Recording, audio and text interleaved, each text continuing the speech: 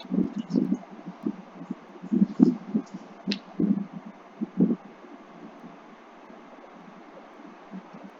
से पहचान quiz scholarship programme में आज के फाइनल राउंड में पहुंचे हुए सभी प्रतिभागियों का मैं तहे दिल से स्वागत करता हूं, अभिनंदन करता हूं, इस्तकबाल करता हूं। और जैसा कि आप जानते हैं सभी प्यारे प्रतियोगी विद्यार्थियों कि आज आप में से जो भी टॉप 10 आएंगे उन्हें आज जो है पुरस्कृत किया जाएगा और टॉप 10 विद्यार्थियों को स्कॉलरशिप प्रोग्राम के तहत 100 रुपए की प्रोत्साहन राशि प्रदान की जाएगी। आज के हम लोगों के जो मुख्य अतिथि हैं, मुख्य प्रोत्साहन करता है, वो गुरुकुल की आन मानव शान और गुरुकुल को जिन पर बहुत ही गर्व है और ग्रामीण प्रतिभा का जिन्होंने शानदार लोहा मनवाया है।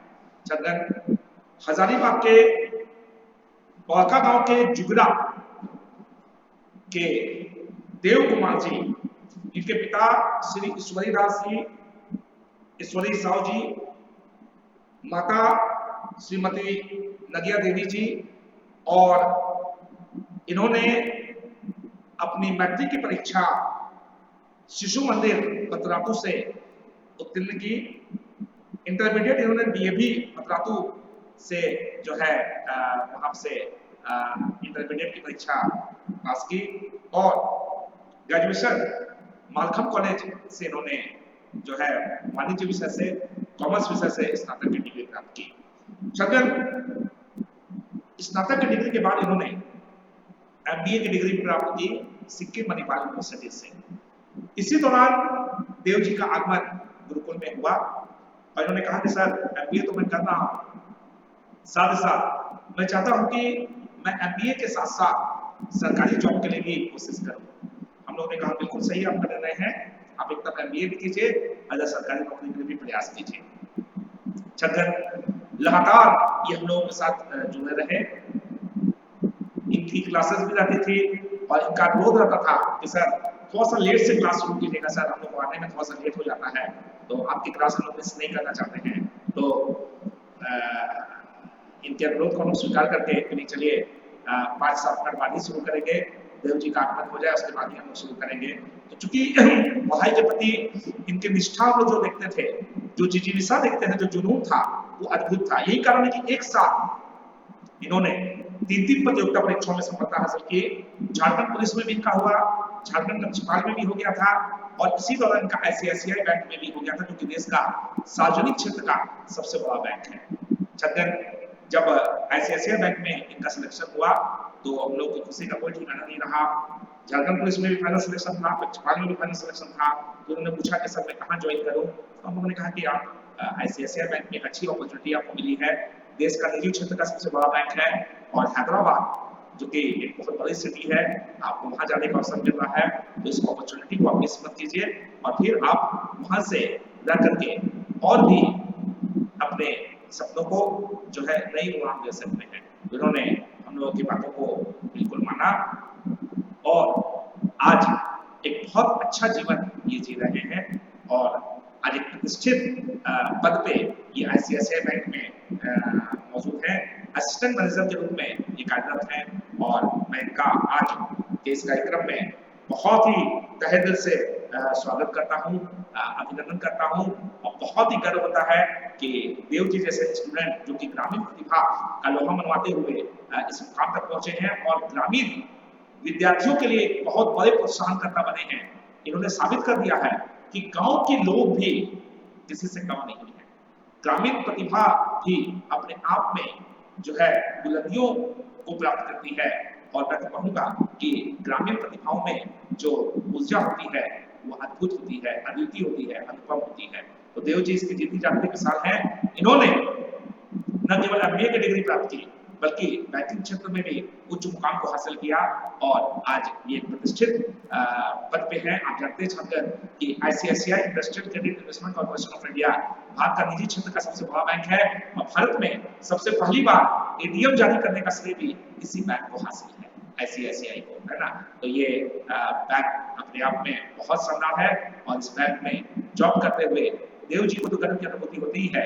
हम लोगों से भी तो पूछता है कि सर आपका हैदराबाद में कोई है, तो हम लोग कहते हैं कि नहीं, हमारे छोटे भाई हैं, देव जी वहाँ पे ICICI बैंक में है।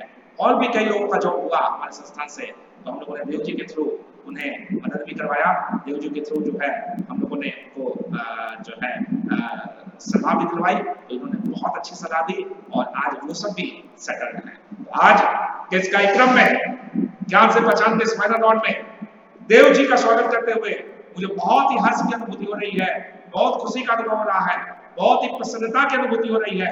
और मैं अब चाहूंगा कि देव जी हम लोगों के बीच में जो है अपनी मौजूदगी का एहसास कराए, अपने कैमरे को ऑन करें, और मैं अपना टेक्नीशियन साहब से गुजारिश करूंगा कि देव जी को फुल स्क्रीन पे ले लें, ताकि देव जी से हम लोग अनुरोध करेंगे कि वो विद्यार्थियों को वो संजीवनी बुद्धि प्रदान करें, विद्यार्थियों को वो रामबाण दे जिसके कारण आपने इतने सारे प्रतियोगिता परीक्षाओं में सफलता प्राप्त की और वर्तमान में आप देश के बहुत ही प्रतिष्ठित बैंक में एक उच्च पदाधिकारी के रूप में कार्यरत हैं। देव जी, आपके साथ यहाँ पे कई लोग जुटे हुए हैं और वो भी आपसे जानना चाहते हैं कि सफलता कैसे प्राप्त की जा सकती है, सफलता के लिए क्या करना होता है, और आपके जैसा वो भी बनना चाहते हैं।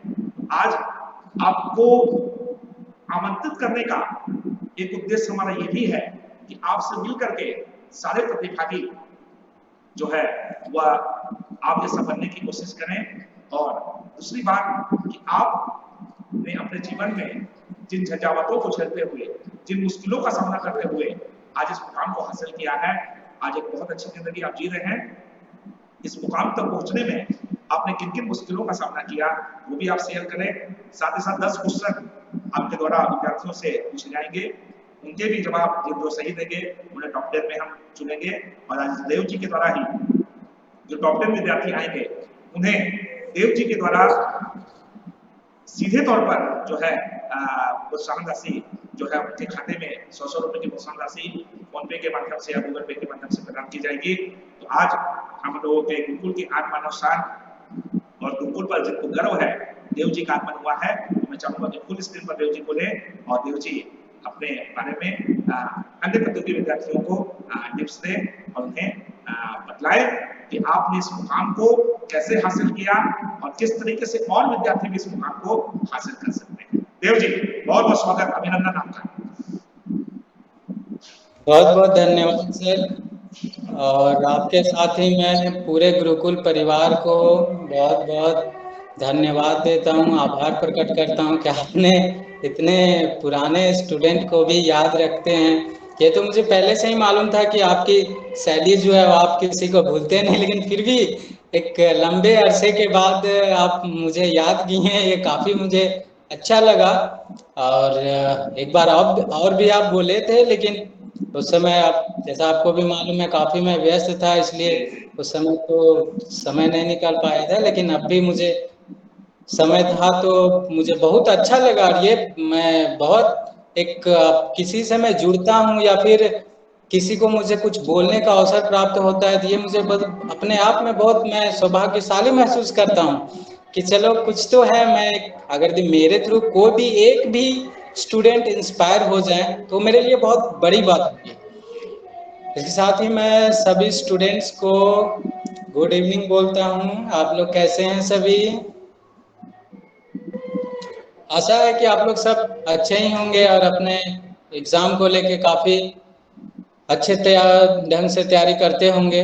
मेरी बहुत बहुत शुभकामनाएं हैं कि आप लोग मुझसे भी अच्छे पोस्ट पे जाएं और अपने माँ बाप का, अपने कोचिंग का, अपने शहर का, अपने देश का नाम रोशन करें। और मैं तो काफ़ी मीन्स मैं बयान नहीं कर पा रहा हूँ, मैं बहुत खुश हूँ। ऐसा मैं गुरुकुल में काफ़ी दिनों से जुड़ा हुआ हूँ, काफ़ी सालों से कहें तो वो अच्छा रहेगा कि मैं काफ़ी सालों से जुड़ा रहा।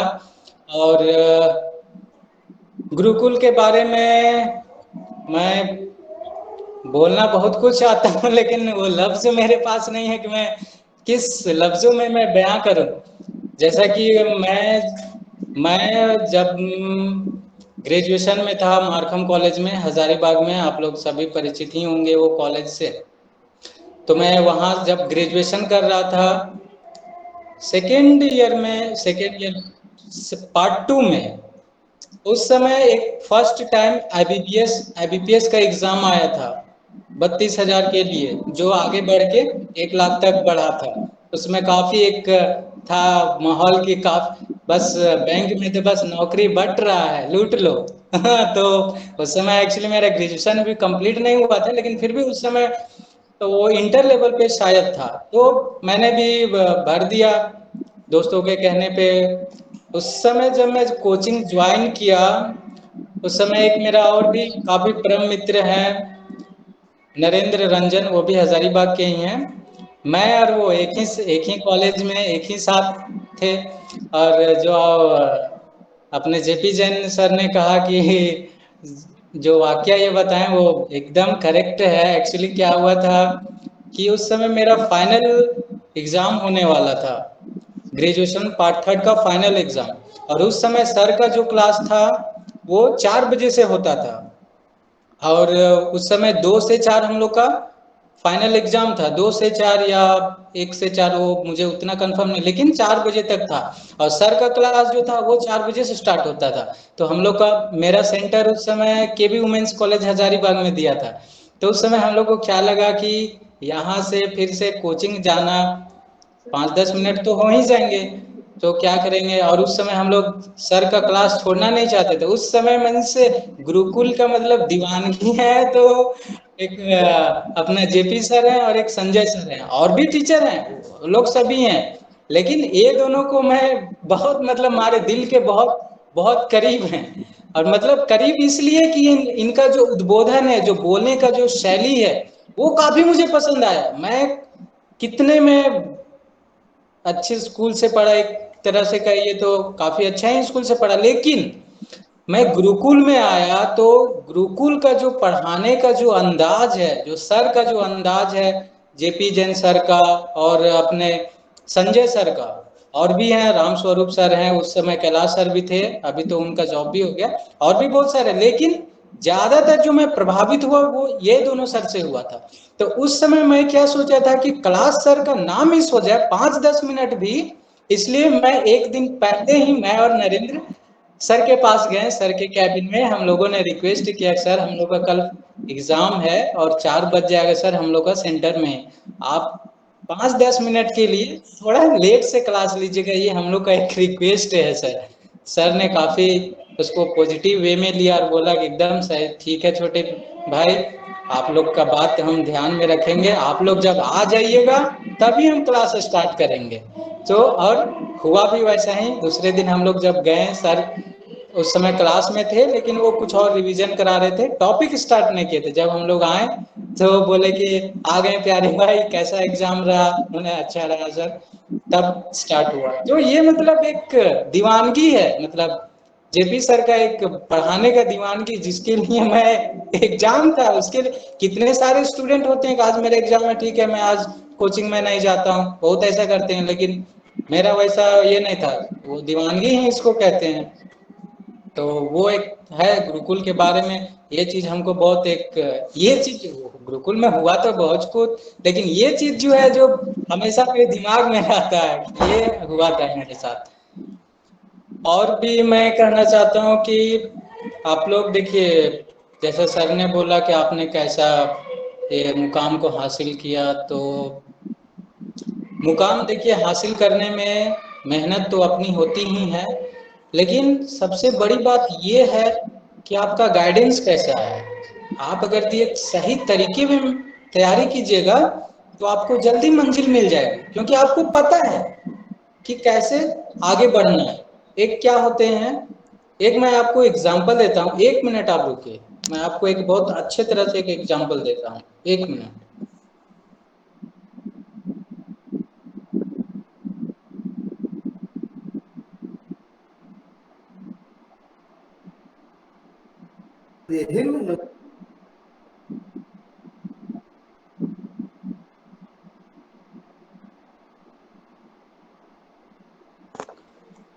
अभी देखिए, ये दिख रहा है आप लोग को, ये क्या है? 100 रुपये का नोट है ना? अभी इसको मैं ऐसे मोड़ देता हूँ, ठीक है। ये भी क्या है, 100 रुपये का ही है। अभी देखिए, ये जो है, ये ये हमारे फॉरेन स्टूडेंट हैं, फॉरेन स्टूडेंट या जिनको पहले से ही पता है कि हमको कैसे लाइफ में आगे बढ़ना है, क्या करियर चूज करना है। और हम लोग क्या हैं, हम लोग ये हैं हम लोग। कहने का क्या तात्पर्य है, ये है वैल्यू दोनों का सेम ही है। जो स्ट्रेट नोट है ये भी 100 रुपया ही है, और हम ऐसे मोड़ देंगे ये भी 100 रुपया ही है। लेकिन मैं क्या बताना चाह रहा हूँ कि ये स्ट्रेट है, इनको पता है कि हमको यहाँ जाना है, यहाँ के बाद ये करना है, इसके बाद मुझे सफलता मिलेगी। और हम लोगों के में क्या दिक्कत है, हम लोगों को भी पता है कि यहाँ जाना है, लेकिन ये नहीं पता रहता है कि जाना कैसे है। हम लोग भटकते ही रहते हैं। तो वो चीज जो है वो बहुत मायने रखती है। इसीलिए मैं सभी से कहना चाहता हूं कि अभी तो आप लोग जितने लोग जुड़े हुए हैं, तो जो नहीं भी जुड़े हैं, जो आपके सखी सहेली आपके फ्रेंड्स हैं, वो लोग तो खैर अच्छे में गाइडेंस में है, लेकिन जो नहीं जुड़े हैं या जिसको आप जानते हैं उसको आप बताइए, उनको सही डायरेक्शन दीजिए। देखिए, भगवान को दिया जलाने से अच्छा है आप गरीब का सेवा कीजिए, उससे ज्यादा भगवान खुश होगा। आप किसी को 2 रुपया आप दान दे देते हैं, मान लीजिए कि एक गरीब आदमी है या कोई भिखारी, जैसे हम लोग कहीं जाते हैं तो भिखारी आते हैं, हम लोग क्या करते हैं, 10 रुपया दान दे कर दिए। अगर यदि आप वो 10 रुपया दान ना करके उसको वो 10 रुपये का आप किसी को खाना खिला देते हैं, या किसी बच्चे को आप कॉपी कलम या और कुछ हेल्प कर देते हैं, तो वो उसके लिए ज्यादा फायदेमंद होगा। 10 रुपया आप दे रहे हैं तो आप उसको एक दिन के लिए आप उसको दे रहे हैं, लेकिन आप उसको पढ़ाई का ज्ञान दीजिएगा तो वो आपको जिंदगी भर वो उसके लिए फायदे होगा। तो इसीलिए मैं यही बोलना चाहता हूँ कि आप लोग ये स्ट्रेट रुपया की तरह बनिए। आपको क्लियर होना चाहिए सब कुछ कि हमको किसके बाद क्या करना है। बहुत लोग ऐसे भी मैंने देखा है जो फॉर्म भर देते हैं, क्या बोलते हैं, फॉर्म क्यों भरा है, सब लोग भर रहा है मैं भी भर दिया, क्या होता है, सब लोग भर रहा है भर दिए। तो ऐसा नहीं कीजिए, वो लोग जिंदगी में कभी उनसे एग्जाम नहीं निकलेगा, वो सफलता कभी उनको प्राप्त नहीं होगी जब तक आप में सीरियसनेस नहीं आएगा कि मुझे पास करना है, दूसरों को दिखाने के लिए नहीं, अपना खुद खुशी के लिए, तभी आपको सफलता मिलेगी। ये बात हमेशा आप ध्यान रखिए। ये जो है ये सभी के साथ होता है, कभी ना कभी ये होता है कि बस ऐसे भर दिए हो जाएगा, लेकिन ऐसा कभी नहीं होता है। आप ये एकदम ये बात गांठ बांध के रखिए, ये कभी नहीं होगा। इसीलिए आपको मेहनत जेन्युइन तरीके से करना होगा। आपको जेपी सर भी का और गुरुकुल के अन्य मार्गदर्शकों ने भी आपको बताया होगा कि आप अगर यदि पढ़ना चाहते, देखिए सभी का अलग अलग होता है पढ़ने का तरीका, अलग अलग टाइमिंग होता है, लेकिन यदि आप सुबह के टाइम को अगर यदि प्रिफर करते हैं तो वो ज्यादा फायदेमंद करता है। जैसे कि आप सुबह में 4 बजे या फिर जो है 5 बजे एकदम से उठ के उस समय क्या कीजिए, जो रटने वाली चीज है, हिस्ट्री ज्योग्राफी ये सब जो रटने वाली चीज है वो सब रटिए। बाद में जब होने के बाद क्या कीजिए, आप कुछ और उससे मैथ बना लीजिए, रीजनिंग बना लीजिए, उसके बाद फिर से कुछ गैप लीजिए, फिर उसके बाद कुछ लाइट सब्जेक्ट पढ़ लीजिए, इंग्लिश पढ़ लीजिए या कुछ और कुछ रटने वाला वो चीज पढ़िए, फिर सेट बनाइए। तो कहने का क्या चीज है, ये नहीं कि आप सुबह उठें एकदम तरोताजा हैं, अब आप एक एकदम ऐसा सब्जेक्ट आप चूज कर लेते हैं जिसमें आपको इंटरेस्ट उतना नहीं है, तो क्या होगा कि आपका शुरू से ही आपका मूड खराब हो जाएगा, नहीं बन रहा है, ये क्वेश्चन सॉल्व नहीं हो रहा है, फिर आपका माइंड खराब हो जाएगा, आप फिर पढ़ेंगे नहीं उतना, दिन भर आपको यही लगेगा आज मेरा दिन बेकार गया, ऐसा हो गया वैसा हो गया। तो इसीलिए आप सबसे देखिए, शुरू में क्या करना पड़ता है विद्यार्थी को, आपका जो सबसे ज्यादा इंटरेस्ट है वो सब्जेक्ट चूज कीजिए। जैसे मेरा सबसे ज्यादा इंटरेस्ट था इंग्लिश और हिस्ट्री, तो मैं सुबह उठता था तो क्या करता था, पूरा हिस्ट्री जितने भी पढ़ाया जाता था वो एक बार पढ़ लेता था, उसके बाद इंग्लिश पढ़ता था, उसके बाद दूसरे सब्जेक्ट पढ़िए, कंप्यूटर पढ़िए, और भी अपना करंट अफेयर देख लीजिए, मैथ्स बनाइए, रीजनिंग बनाइए, ये सब कुछ कर सकते हैं। तो ये सब एक स्ट्रेटजी है जिसके थ्रू आप आगे बढ़ सकते हैं। और जहाँ तक मेरी सफलता की बात है, तो मैंने तो यही रूटीन बनाया था कि एक रूटीन, देखिए एक बहुत सारे ऐसे लोग होते हैं जो क्या करते हैं, एक बहुत स्ट्रिक्ट रूटीन बनाते हैं, मैं भी, मेरे साथ भी वैसा हुआ। तो वही मैं अपने अनुभव से, अपने एक्सपीरियंस से आपके साथ ये मैं बता रहा हूँ कि देखिए, अगर आप ये चाहिएगा कि सब कुछ हम करके सीखें, तो वो पॉसिबल नहीं है। जिंदगी आपको कम पड़ जाएगी सब कुछ करके सीखने में। इसीलिए बुद्धिमानी ये है कि दूसरे का एक्सपीरियंस को लेके आप सीखिए कि वो उन्होंने ये किया, क्या उनको नहीं करना था और क्या उन्होंने किया जो आगे बढ़े, तो आप वो चीज कीजिए। इसीलिए कभी भी आप अपना जो रूटीन है वो कभी भी स्ट्रिक्ट नहीं बनाइए कि नहीं एकदम 8 से 10 हमको इंग्लिश पढ़ना है, 9 से 10 हमको मैथ्स पढ़ना है, तो आप कभी पढ़ ही नहीं पाइएगा। गैप दीजिए, बीच में गैप दीजिए। मान लीजिए जैसे कि सुबह आप कर लीजिए 5 से 6 हमको हिस्ट्री पढ़ना है, 5 से 6 पढ़ लीजिए। उसके बाद क्या कीजिए, 5-10 मिनट का ब्रेक लीजिए, पानी पीजिए, कुछ बाहर थोड़ा मोड़ा घूम लीजिए। उसके बाद फिर से तरोताजा हो जाते हैं। या फिर आपको थोड़ी भूख लग रही है तो कुछ खा लीजिए, चना खा लीजिए या फिर चीनी रखिए। क्या उससे मीठा चीज खाइए, उससे क्या होगा, आपको फास्ट एनर्जी मिलता है, तो आप फिर से तरोताजा हो जाते हैं, तो आपको पढ़ने में फिर से मन लगेगा।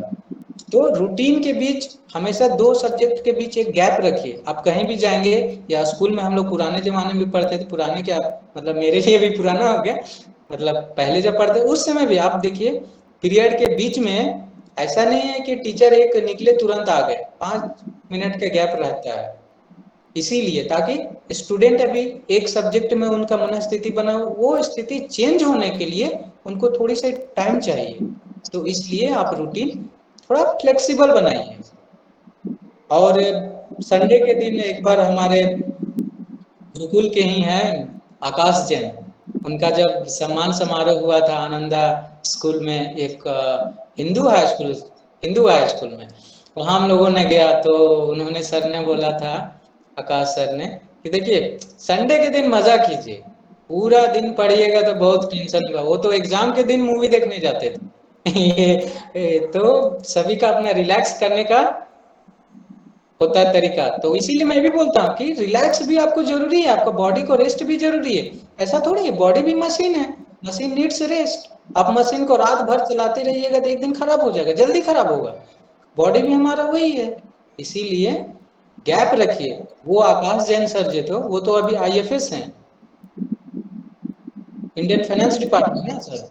IRS है, इंडियन रेवेन्यू सर्विस। हाँ, IRS हैं, तो वो UPSC एग्जाम क्लियर कर सकते हैं। ऐसा रूटीन अपना के तो हम लोग भी कर सकते हैं, आप लोग भी कर सकते हैं। मैं भी यही अपना के किया। मैं भी जब बहुत ज्यादा टाइट रूटीन रखा था, एकदम रिजिड रूटीन, तो मुझे सक्सेस नहीं मिल रहा था। अब वही मैं रूटीन अच्छा किया, सर लोगों से बात किया।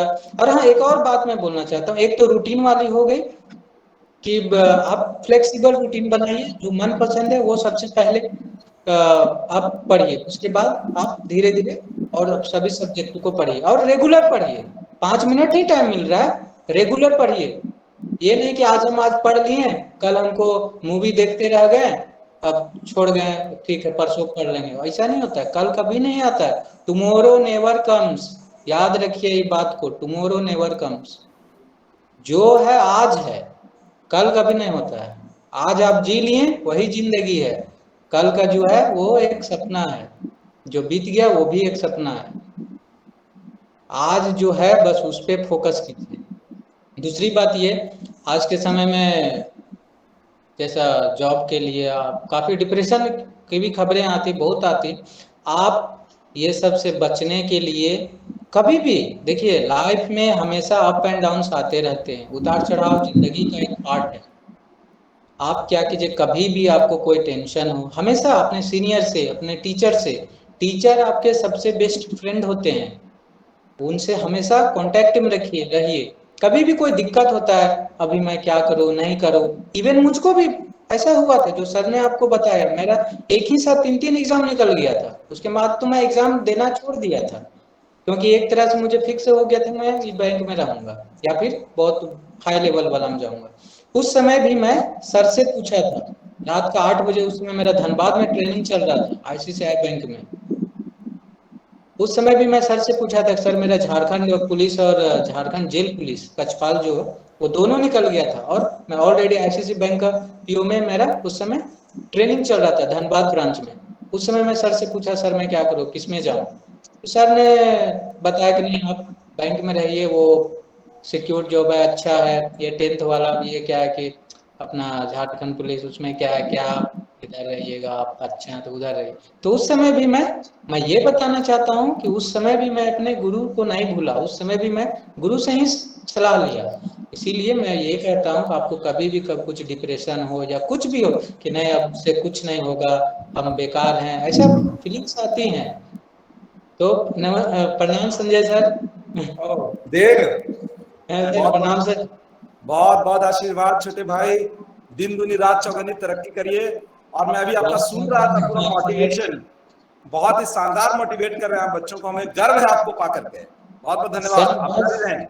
आप ही लोग का बस ये आशीर्वाद है सर कि आज मैं कुछ बोल पा रहा हूँ सर। आप दोनों का बहुत बहुत मेरा जीवन पे एक अमिट छाप आप लोगों ने छोड़ दिया है। नहीं देव, आप खुद बहुत अच्छे लड़के थे, बहुत अच्छे बच्चे थे, और ये गर्व होता है हम लोगों को। आज हम लोग यही पाए हैं लाइफ में, आज हम लोग एग्जैक्टली यही चीज पाए हैं। मैं सर को हमेशा ये चीज कहते हैं कि हम लोग पैसा कभी नहीं कमाए सर, हम लोग यही कमाए, आप जैसा छात्र कमाए हैं। और किसी शिक्षक की जिंदगी में इससे बड़ा दिन और कुछ नहीं हो सकता कि आपके जैसे होनहार को हम लोग पैदा किए हैं। बस यही हम लोग को चाहिए और कुछ नहीं।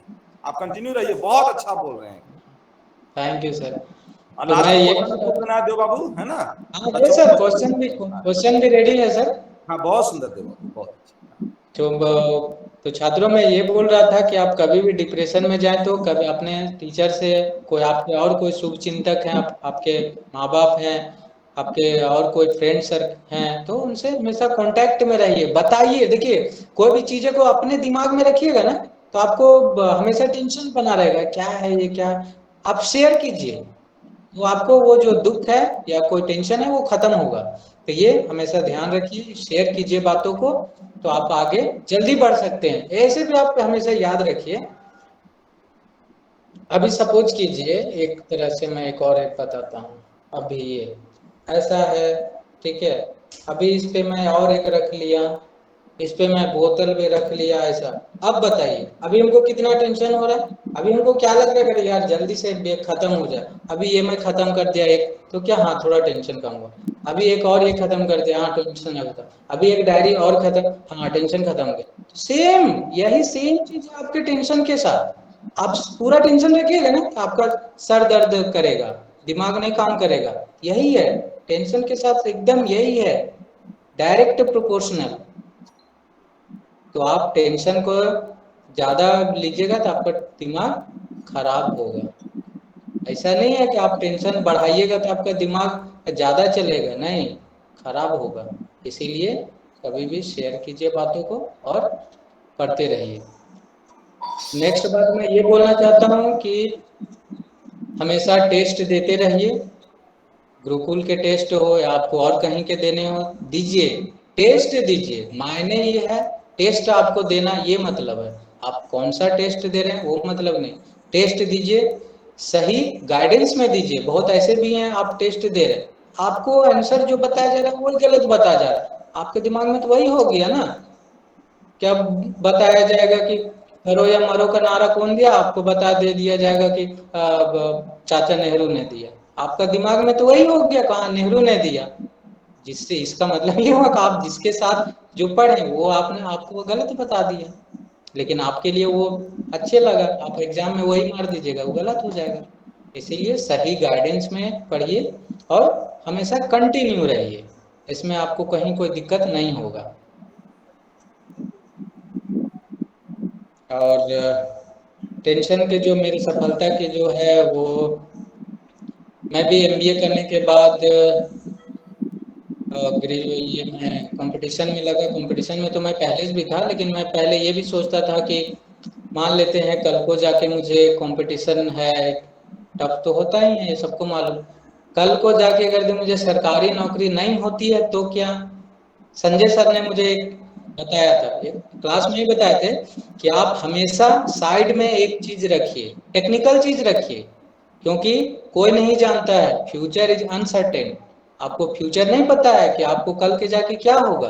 बहुत ऐसे लोग हैं बड़े बड़े IAS IPS जो तैयारी करते थे UPSC का, उनका एज खत्म हो गया, किसी वजह से नहीं हो पाया। आज वो क्या कर रहे हैं, बहुत दिक्कत हो जा रहे हैं उनका लाइफ। तो इसीलिए हमेशा साइड में एक चीज रखिए आप, आपका इधर फुल को ध्यान दीजिए कंपटीशन में कि हमको ये चीज है, लेकिन साइड में आप एक और चीज रखिए। ये चीज आपको संजय सर ही हम लोग को बताए थे कि साइड में एक चीज रखिए, नहीं तो हमेशा एक क्वेश्चन रखिए, सरकारी नौकरी नहीं हुई तो क्या, तो क्या आंसर मिलना चाहिए, है ना।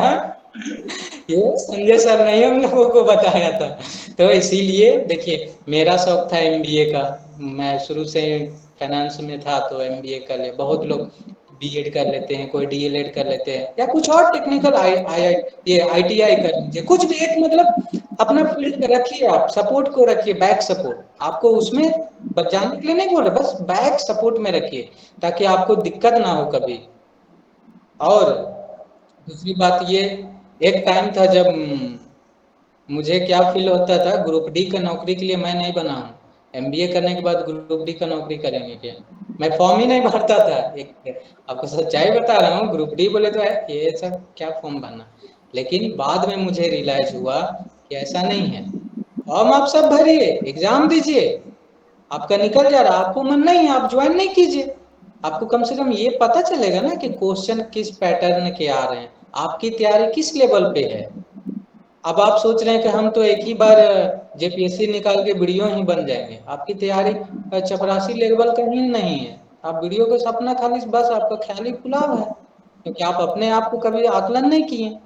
आप आकलन कीजिए, ठीक है, एग्जाम दीजिए, उसके बाद आप नहीं ज्वाइन कीजिए। अब मैं जो पहले नाम लिया आकाश जैन सर का, वो भी बोलते थे मेरा हर एक संडे को एग्जाम रहता था, ग्रुप डी का मैं दिया, इसलिए सोच के नहीं कि हमको उसमें सिलेक्शन लेना है, नहीं, हमको बस देखना है अपने आप को कि हम सिलेक्ट हो पाते कि नहीं, हमको ज्वाइन नहीं करना था, लेकिन मैं हमेशा देता था। उससे क्या था कि आपको हमेशा एक टेंशन रहेगा, एक हमेशा याद रखिए कि मनुष्य जो होता है स्वभाव से आलसी प्राणी होता है। आप कोई भी बड़े से बड़े एग्जाम्पल लीजिए, जब तक उस पर एक प्रेशर नहीं रहता है ना, तब तक लोग नहीं पढ़ता है।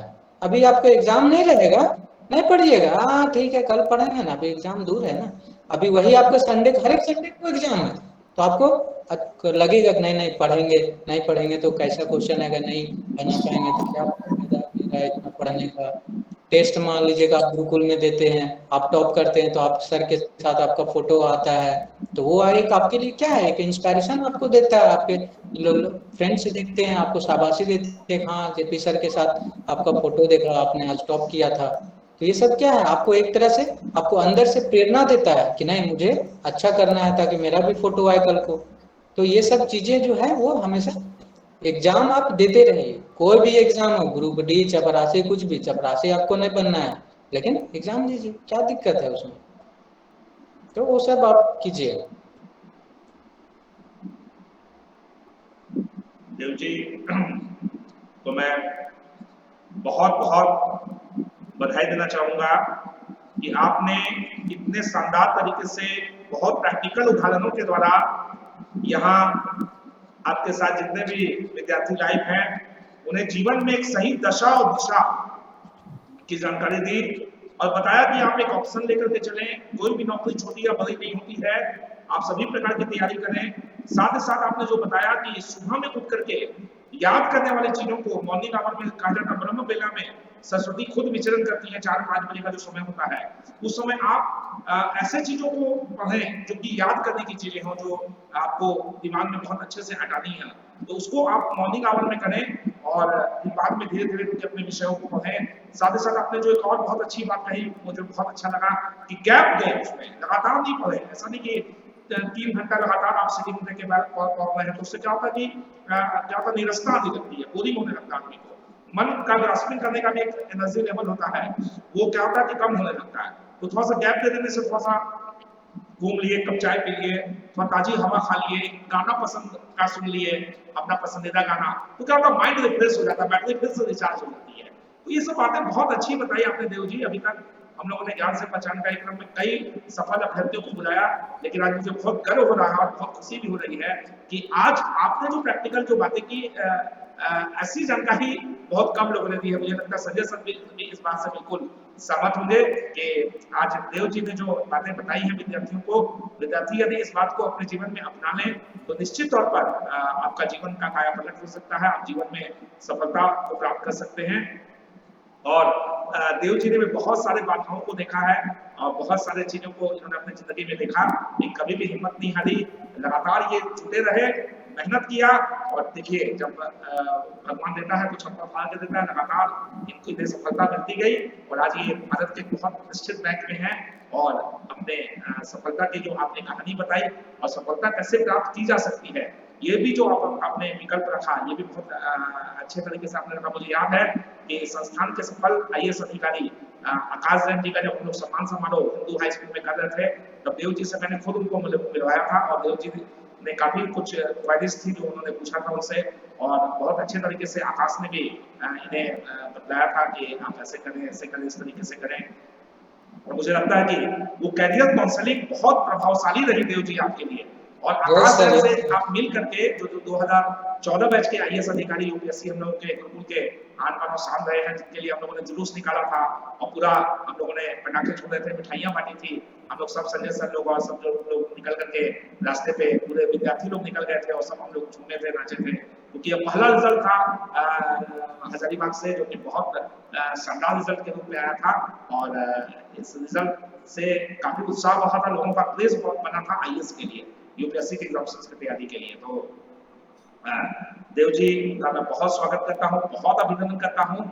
और मुझे याद है कि संजय सर भी आपको लगातार प्रेरित करते रहते थे, सदैव आपका उत्साहवर्धन करते रहते थे, सदैव आपको जो है सही रास्ता दिखाने में संजय सर का भी बहुत बड़ा योगदान है। उन्हें भी बहुत बहुत धन्यवाद देना चाहता हूँ कि आज जो है आप इस मुकाम पर हैं, तो इसमें संजय सर का भी बहुत बड़ा योगदान है। उन्होंने भी आपको हमेशा एक छोटे भाई की तरह जो है मार्गदर्शन किया और लगातार आप भी जब भी कभी परेशानियों में रहे तो आपने कभी मुझे कभी संजय सर से मार्गदर्शन लिया।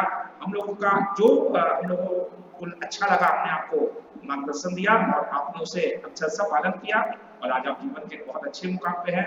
हम लोग को बहुत खुशी होती है और ये मुकाम और भी कुछ मुकाम पे जाए और हम यही ईश्वर से प्रार्थना करते हैं देव जी कि आप ICICI बैंक में जो है चेयरमैन के पद तक जाएं, जिस पर हम लोगों को और भी गर्व हो सके कि पूरे भारतवर्ष में ICICI बैंक के जो है चेयरमैन कौन है, तो हमारे गुरुकुल के छात्र, हमारे बलका गांव के छात्र जिन्होंने ग्रामीण प्रतिभा का लोहा मनवाया है, वो देव कुमार जी हैं। तो इस बात को सुन करके एक शिक्षक की मन स्थिति क्या होगी, शिक्षक का सीना कितना चौड़ा होगा, उसके माथे पे और उसके चेहरे पे कितनी चमक आएगी देव जी, मैं इस बात को बता नहीं सकता।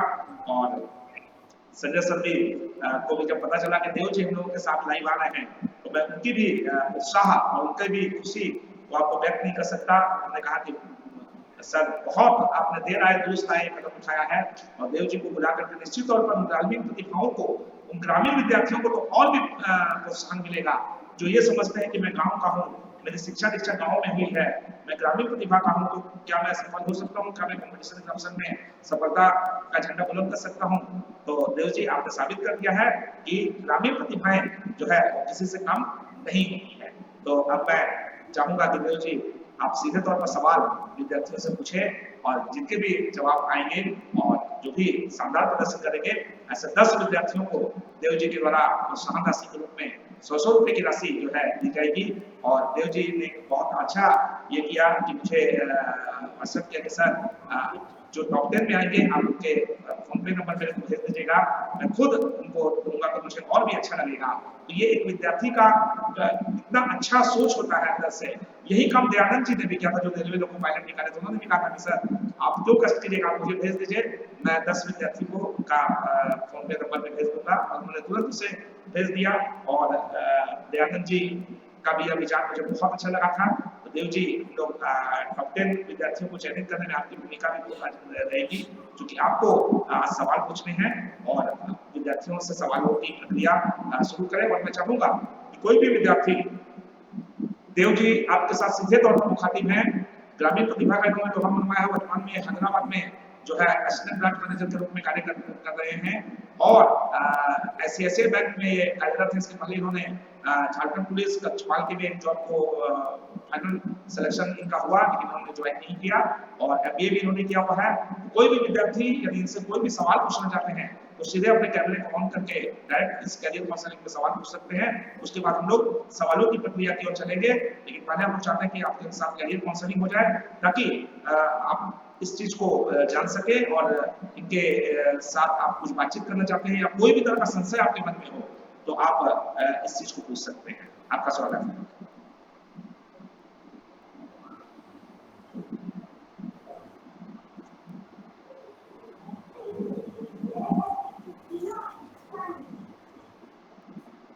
चलिए रॉबिन हाँ, जी। कुमार जी बोलिए। हाँ बोलिए रॉबिन जी। सवाल पूछना चाहते हैं, कैमरे को ऑन कर ले रॉबिन जी। रॉबिन जी अपना कैमरा और माइक ऑन करें। हाँ पूछे बाबू सवाल। जी सर, प्रणाम सर आप सभी को। बहुत बहुत धन्यवाद। देव भैया को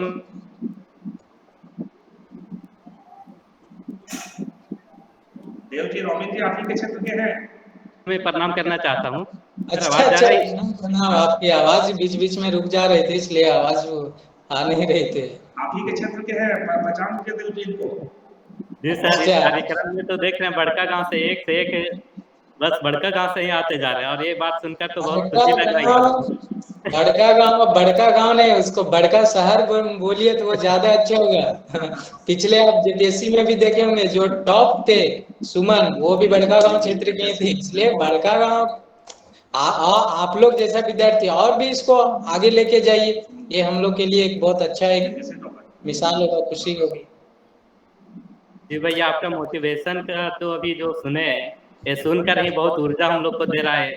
ये बात आप लोग सब हम लोग बहुत उत्साहित हो रहे थे आपका बात सुनकर। चलिए बहुत बहुत धन्यवाद। मैं किसी का अगर देख प्रेरणा स्रोत बन जाऊं या मेरे से किसी को भी कुछ भी एक इंस्पायरेशन हो जाए, क्योंकि लोग कोई नहीं जानता किसको कहाँ से इंस्पायर हो जाए। एक मैं बहुत एक याद हमको आ रहा है, एक बार मैं टाउन हॉल में सर के साथ JP Jain sir, Sanjay sir और भी गुरुकुल का कुछ समारोह था। उस समय हजारीबाग का एसपी उस समय के मनोज कौशिक आए थे।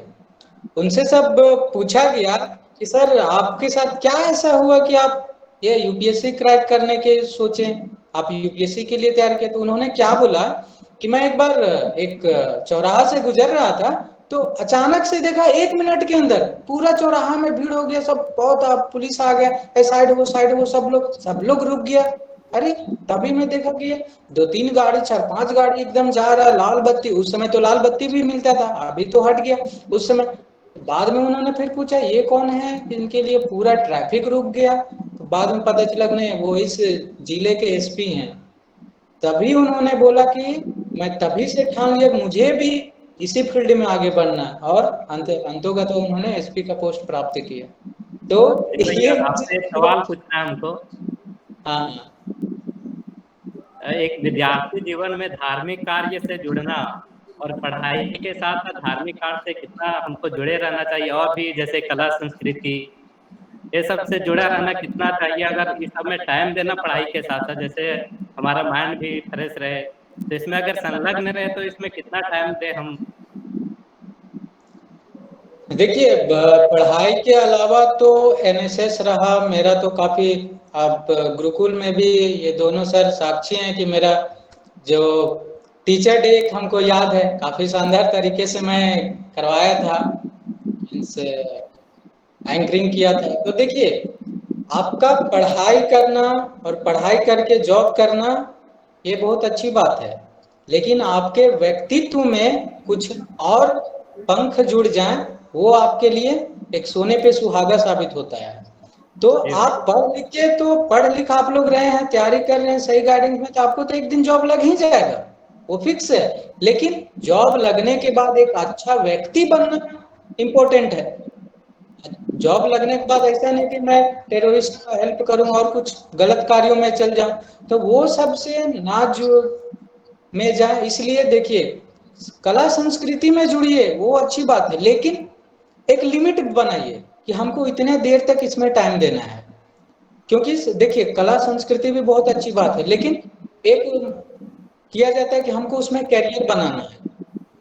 कला संस्कृति में बहुत लोगों ने आगे तक देश का नाम रोशन किया। तो आपको प्रायोरिटी फिक्स करना, अगर आप ये चाहते हैं कि मुझे पढ़ाई के साथ साथ मेरा मेन प्राइम जो फोकस है वो जॉब करना है, सरकारी जॉब, ठीक, उसके साथ ही आप चाह रहे हैं कि नहीं मैं इसके अलावे भी कुछ एक अच्छा सीख लूं, अच्छा बोलूं, या फिर कुछ पूजा पाठ करता रहूं, ऐसा तो वो भी अच्छा है। लेकिन एक बार आप लिमिट बनाइए कि हाँ ठीक है हमको पूजा करना है, या फिर कुछ ड्राइंग करना है, या मूवी देखना है, सबका अपने अपने शौक है, तो वो शौक भी पूरा कीजिए, शौक बड़ी बात है ना, तो वो भी कीजिए, लेकिन एक टाइम बांधिए कि हमको इतना देर तक 10 घंटा पढ़ाना है, 2 घंटा हमको अपना शौक के लिए टाइम निकालना है, वो जरूरी है। हमारे बैंक में भी जब फंक्शन होते हैं तब भी हमारे जो चेयरमैन आते हैं वो भी बोलते हैं कि देखिए आप आते हैं, जॉब करते हैं, जाते हैं, बस लाइफ इसी में बस डेबिट क्रेडिट में ही बीत रहा है, पैसा आया पैसा गया, कहाँ बस चेक बनाना है, किसका चेक बन जाएगा किसका नहीं बन जाएगा, बस यही सब हम लोग करते हैं।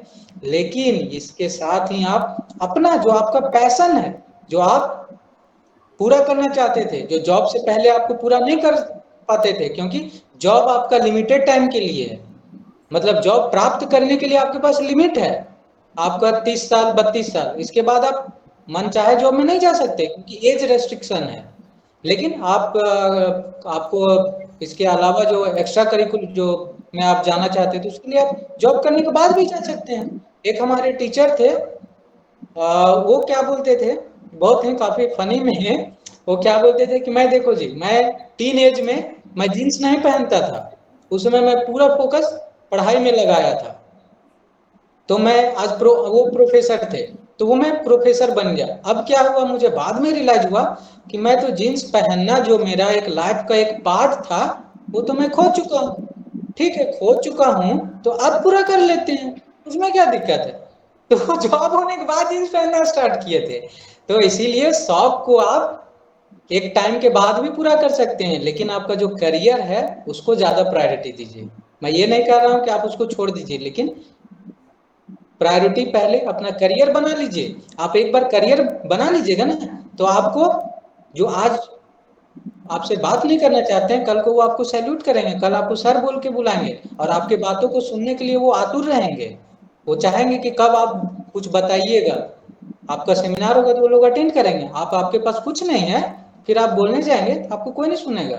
याद रखिए जो शांति वही लाता है जिसके पास पावर होता है, कमजोर आदमी कभी भी बदलाव नहीं ला सकता है, कभी भी बदलाव नहीं लाता है। अगर भारत शांति का बात करेगा ना कुछ लोग सुनेंगे, लेकिन अमेरिका शांति का बात करेगा ना सभी लोग सुनेंगे, क्यों? क्योंकि उसके पास पावर है। इसीलिए पहले पावर बना लीजिए, पावर हमारे सेंस में जॉब कर लीजिए, एक स्टेबल हो जाइए, उसके बाद अपना फिर जो है आपका जो लाइफ का पार्ट छूट गया वो पूरा कर लीजिए, उसमें कौन सा दिक्कत है ना। तो मेरा ये मानना है, अब सभी के अपने अलग विचार हो सकते हैं लेकिन मेरा ये विचार है। अभी एक और इसमें मैं ऐड करना चाहता हूँ, पहले मैं जॉब के लिए जब तैयारी करता था, वो सभी का स्टूडेंट लाइफ में होता है, ट्यूशन पढ़ाना, हम लोग कोई अंबानी फैमिली से तो है नहीं कि बहुत रिच हैं कि बहुत पैसा आ रहा है आराम से हम लोग ये कर रहे हैं लग्जरी लाइफ जी रहे हैं, ऐसा नहीं। ट्यूशन पढ़ाना, कोचिंग कर जाना, अपना गुरुकुल आना, हर एक जगह सब कुछ करते थे।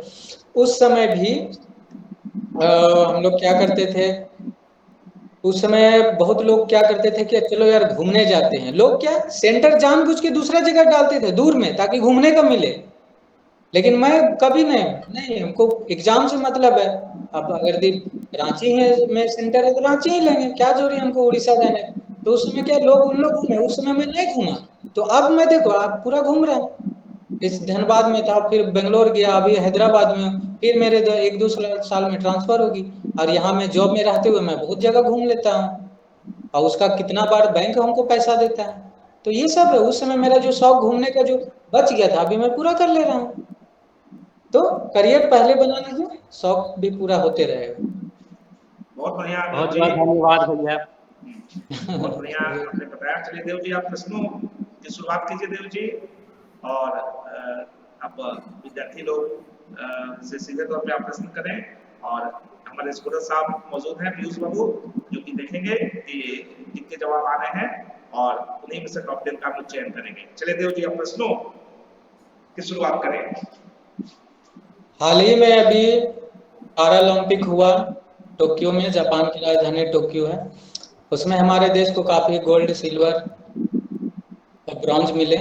आपको ये बताना है कि वो कौन सा ऐसा व्यक्ति है जो भारत देश का पहला आईएएस जो पैरालंपिक में सिल्वर मेडल जीता, उसका नाम और वो किस खेल में उसको सिल्वर मेडल मिला।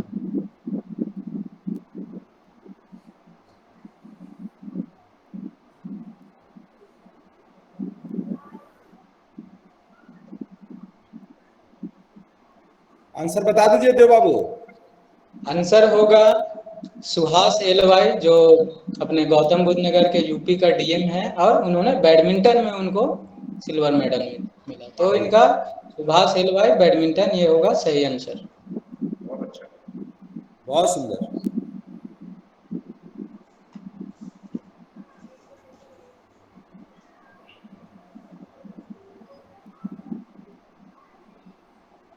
अगला सवाल देव जी। दूसरा क्वेश्चन, हाल ही में अभी झारखंड के नए राज्यपाल बने हैं, उस राज्यपाल का नाम और वो कितने नंबर के राज्यपाल हैं झारखंड के, ये आपको बतानी है।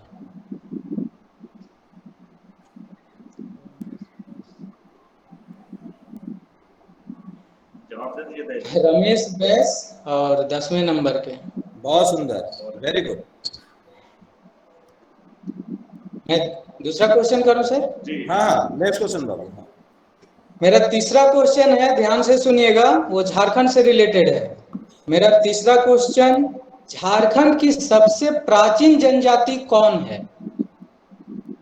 झारखंड की सबसे प्राचीन जनजाति कौन है?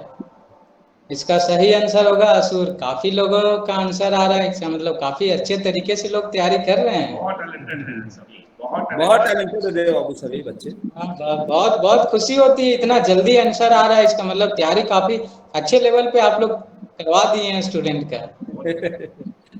बहुत खुशी हो रही है सर। मेरा नेक्स्ट क्वेश्चन है, ये आपका हिस्ट्री से है। ये क्वेश्चन को आप थोड़ा ध्यान से सुनिए। दिल्ली का वह सुल्तान कौन है जिसने हजारीबाग में एक बड़े इलाके को जीतकर सतगावा को इस क्षेत्र की राजधानी बनाया? मेरा क्वेश्चन है, दिल्ली का वह सुल्तान कौन था जिसने हजारीबाग में एक बड़े इलाके को जीतकर सतगावा को इसका राजधानी बनाया? इसका सही आंसर होगा फिरोज शाह तुगलक।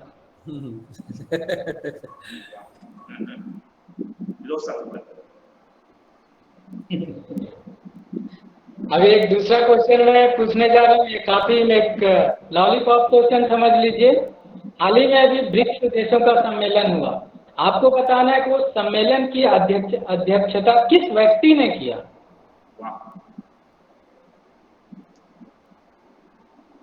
ब्रिक्स देशों का अभी सम्मेलन हाल ही में हुआ, उनकी अध्यक्षता किस व्यक्ति ने किया?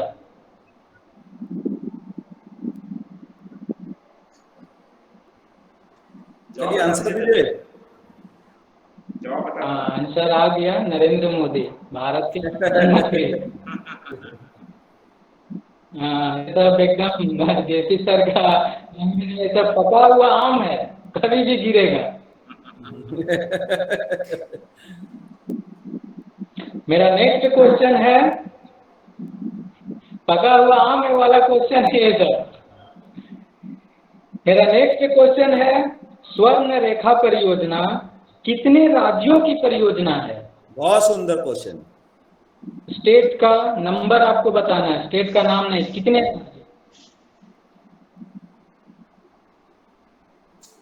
हाँ, आंसर 3 होगा, झारखंड, बंगाल, उड़ीसा।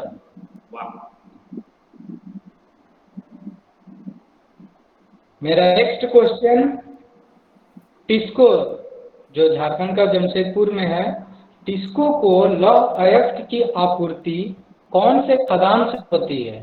बहुत अच्छा, बहुत सुंदर क्वेश्चन।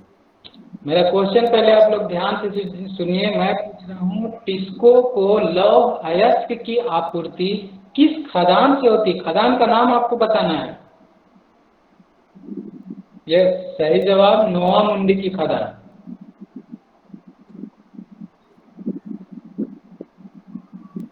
मेरा नेक्स्ट क्वेश्चन होगा, पिछले साल अपना अमेरिका में हाउडी मोदी कार्यक्रम हुआ था, जिसमें हमारे देश के प्रधानमंत्री गए थे। आपको ये बताना है हाउडी मोदी पुस्तक का लेखक कौन है? बहुत अच्छा क्वेश्चन है। हाउडी मोदी पुस्तक का लेखक।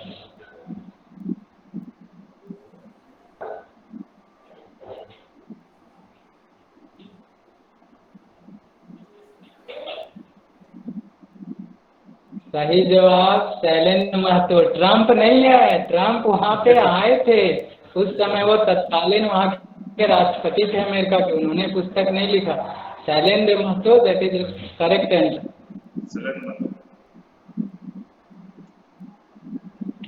अभी मेरा नेक्स्ट क्वेश्चन है बैंकिंग इंडस्ट्री से है। आपने काफी बार सुना होगा कि बैंक में QR कोड, IFSC कोड बहुत कुछ होते हैं। आपको फुल फॉर्म बतानी है IFSC कोड का फुल फॉर्म बतानी है। What is the full form of IFSC code in banking industry? बहुत सुंदर, काफी कॉमन क्वेश्चन है, आप बैंकिंग का एग्जाम में जाएंगे पक्का ये क्वेश्चन आएगा। चलिए आंसर दे दीजिए देव बाबू। यस, शानदार जवाब। Indian financial system code, that is the Indian financial system code.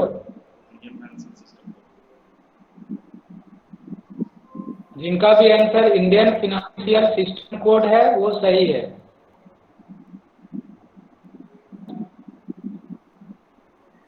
मेरा नेक्स्ट क्वेश्चन ध्यान से सुनिएगा। हाल ही में आप लोग सुने होंगे कि हमारे प्रधानमंत्री नरेंद्र मोदी ने राजीव गांधी खेल रत्न अवार्ड का नाम बदलकर मेजर ध्यानचंद खेल रत्न अवार्ड कर दिए हैं। आपको ये बताना है मेजर ध्यानचंद का जन्म कब हुआ? बहुत बहुत अच्छा सवाल। मेजर ध्यानचंद का जन्म कब हुआ? आंसर दे दिया बच्चा लोग सर।